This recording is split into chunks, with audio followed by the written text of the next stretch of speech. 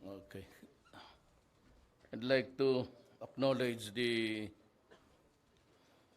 men sa gobyerno. Nandito ngayon kasama ko si Secretary Lorenzana, who is the Defense Secretary, the Presidential Advisor for Military Affairs, si Arthur Tabaquero, General Eduardo Anyo and other major service commanders, Colonel Eric Binoya, Commander 403rd Brigade, officers and enlisted personnel men of the 403rd, 403 Infantry Peacemaker Brigade, fellow government workers. Meron akong usually, may speech talaga ako. It's about mga 2 pages. Kahiya naman ng biyahe ko dito tapos yan lang ang basahin ko. But I would read it because I was reviewing the documents last night, including the briefers. I find it very appropriate. Kaya lang English, but I'd like to say it first in our dialect. I'd like to thank the officers and men of the Armed Forces of the Philippines for your contribution to the country. Ang iba mga kasama ninyo contributed their lives and iniulit-ulit ko to. If there is anybody who is sadder, if there is a word, sadder, na mas malungkot ako kasi I declared martial law. And I was the one who ordered the armed forces and the Philippine National Police to go to the places where there is violence, to go there and fight for the government at yung iba, their lives. So every time na mabasa ko yung briefer, I say a general prayer, but nakita mo na mayat ako. I kind of grappling with the loss of lives. Pero sa bagay, lahat naman tayo mamamatay. There's always a time. But masakit lang sa akin kasi wala naman presidente gustong may magpatayan sa kapwa niya Pilipino. I mean, it's not going to wage a war, if possible, against your own people. But we are forced to, by circumstances, at ako naman, by constitutional mandate, I have to do it. Otherwise, I would not only be a failure as a president, I could even go to jail for just not doing my constitutional mandates. So, you have the pinakailalim sa puso ko yung paghinakit ko sa mga panahong ito. But wala akong magawa eh. And it would appear now that I am the second president of this republic to declare a martial law. Sino ba naman gustong ganun? And I want to end it as soon as possible. But I must be assured also na the Filipino people, the nation is safe.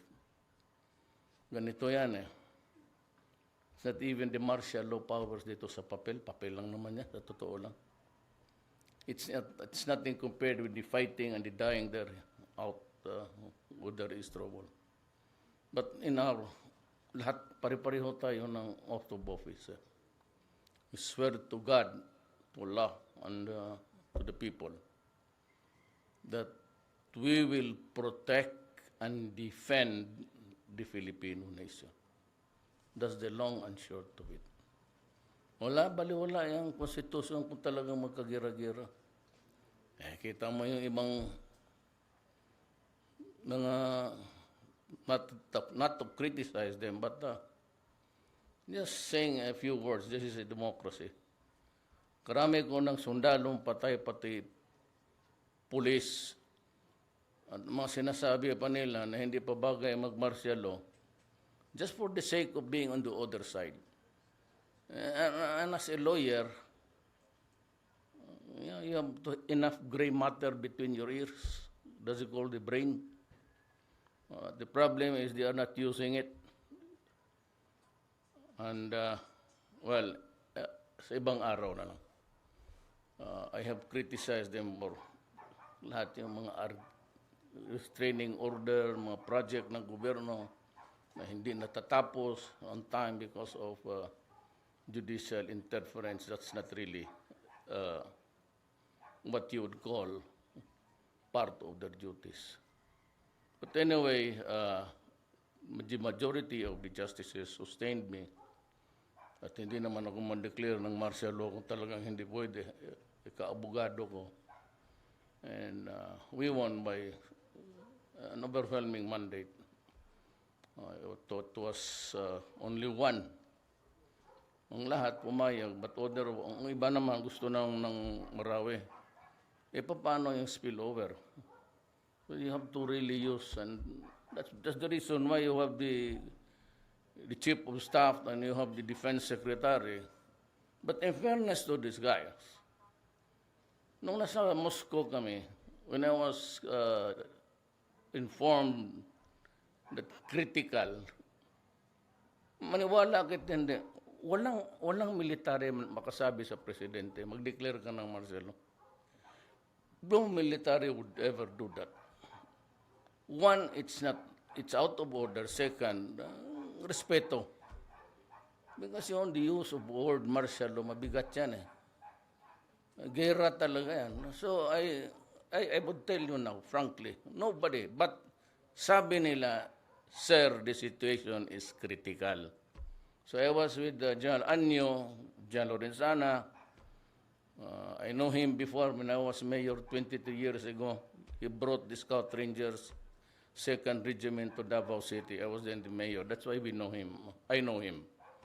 Kami puro yung along the way na mayor ako for many years, nakilala ko sila. So sila ang nagsabi, the situation is critical. Sabi ko, are there civilians killed? Yes. Are the civilians part of the fighting force, innocent? Sir, mga bata ba? So what might be critical to the other idiots of this planet is critical to me. Kasi namamatay na yung mga tao. So I declare martial law to save lives and to save the Filipino nation. Yun ang... Now, in doing so, I have to declare martial law and you have to fight the war. Mabuti lang kung magpirma. Magkasali ka doon sa away, ibang istorya yan. It's not easy to do that. But you are called upon to contribute your share of nation building, and sumasaludo talaga ako sa inyo. So, huwag kayong you will not be the last in this government of mine. Lahat ng mga equipments ninyo, lahat ng kailangan ninyo, kaagad-agad yan, bago. I bought you costing about billions of itong mga hospital equipments. More than once, and I have ordered specifically government that my presidential plane or planes gagamitin to ferry the wounded soldiers to Manila, especially those needing immediate and urgent medical attention, which cannot be done in the provinces. I bought you a barrack high-pressure thing. Lalo na kung wounded ka, hindi naman masyado, for 3 days, you are not extricated, and there is gangrene. Kung maipasok ko lang doon sa makina na yun, it can arrest the infection, mahabol, instead of putol o So these things that you need, binili ko na lahat yan. And I am sorry to inform you that I was only about 2 months president I visited the AFP hospital. Napakamaraming kulang. Ano, do you believe it? Itong gobyerno na to, aywan ko noon pa to, na ikakabiding lang, kaya sinabi ko kay Ubial, no? Do it in 60 days. Or do it this month. Kung hindi din yung palitan yung procedure, kayo ang palitan ko. Si Secretary Ubial mismo. Don't give me that shit about bidding process. Ano. Kung wala naman magnanakaw dyan sa masali, at bakit patagalin nyo ng gano'n? Sabi ko, change the procedure or I will change you. Talangan mo lang natin. What I can guarantee you guys, pagkamatay kayo sa bayan ninyo, hindi kayo lugi. Walang korupsyon dito. At lahat na dapat sa inyo, mapupunta sa inyo. Lahat ng mga baril, lahat ng mga sabi ko kay Defense Secretary, bago. Hindi na ako tatanggap ng helicopter baski kanino, Gema Amerika o I will not accept second hand. Magbili tayo ng atin. Kung hindi natin kaya, magbili lang tayo ng 5 muna, 6. But ako, gusto ko yung Air Force. There are 12 if 50As there. Baka makalabas ako siguro, maging mga 24 yan. We don't have to be a credible Air Force for our country. Pero sa inyo, walang problema. And may sabihin ako sa inyo, hindi ako nagpapalakas ng atay ko sa inyo. I do not need personal loyalties. That's the least of my worries. Pareho lang tayo. You are as important as me in this government. My life is your life is not less important than mine. Akto presidente lang, but kung presidente ko, what? What do you contribute to your country? Sometimes you should die also. So, ang inyong makuha dito sa gobyerno na to would be one of the best. That will be the best years of your, kasi naabot rin ninyo. Baski noon sa Davao, I do not allow any policeman or military man going to jail for doing their duty. Yan ang maasahan ninyo. Ngayon, sige lang, demanda lang kayo. Sabi na, salvage, fine, go ahead. File the charges. I never really interfered. When they said that it was murder, fine. Because there will always be a time na it would be my call. Lahat ng pumasok sa gobyerno at nagtrabaho at sinunod yung utos, at kung legal naman, bakit ko papayagang ikukulong? Paki mga pulis, minsan ganun talaga ang style dyan, I will never allow a policeman to go to jail for doing his duty on my orders. Itong martial law, anything that happens here, the consequences, good or bad, it is my responsibility. I and I alone. Akin yan. Kaya sige lang sila dyan. May demokrasya to yan. But there will come a time, demanda mo, hearing kayo, tapos may judgment. Pagkatapos, akin na. Bakit kayo magka-problema? May pardo naman. Pagkatapos ang sentensyado, dito, bigay mo sa huwes yan. Restored to full political and civil rights. And a promotion to both. Wala nang diretso. Ngayon, kung yung mga abuso na, hindi naman kasali sa trabaho yan. Pero magprangkahan tayo dito kasi puro batikos na kanyang mga police, army mo. Wala akong army nang umaabuso. Ang utos ko sa army, pumatay. Kung tingnan ninyo abuso yan, problema ninyo yan. Because I have to save a country. So that's my guarantee to you. Tsaka bigyan ko kayo ng baril lahat. Kasi, hapon na. Kayo kasi palutaw-lutaw. I've been mayor for, my father was governor of Davao. Isa lang ang probinsya noon. I'm quite familiar with military and Ijago yung tatay ko. And itong mga pulis. Maglabas kayo ng kampo pag lutay-lutay lang dyan maglakad. But would you think that you do not have a gun, then dapat walang enkwentro. Itong mga, unahin ko itong mga NPA, hindi ko talaga maintindihan ang utak niyan.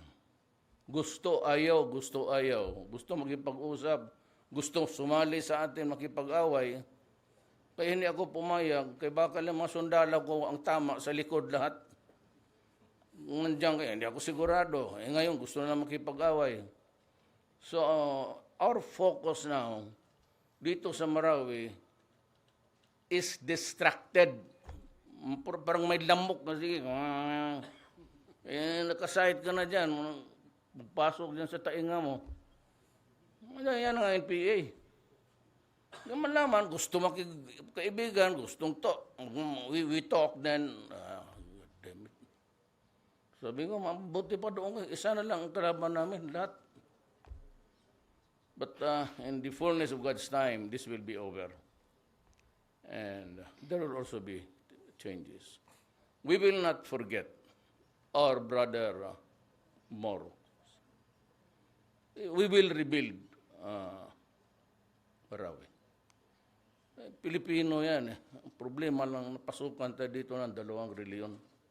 But that is not really the issue. But it has been the moving factor dito sa gulo. Wala kayong maano sa akin because sabi ko nga sa atin, my grandmother is in Maranao. Ang nanay ko ang misti sa Maranao. Ang lolo ko Chinese. But my father is Cebuano. Wala akong I do not have that kind of bigotry na pero ako, basta tayo, the Republic must be able to survive and we must remain strong. I will assure you that you will be strong and I will protect and defend you. Yan ang maasahan ninyo. And you will have the best of everything in terms of equipment at lahat. And you would be comfortable. Yan lang ang maiwan ko sa inyo. Maraming salamat sa contribution ninyo and for our comrades in arms. We just say to God that may you bless them and ask God to bless us all this afternoon because we have a task to do. Salamat. Thank you, Mr. President. May we request the President for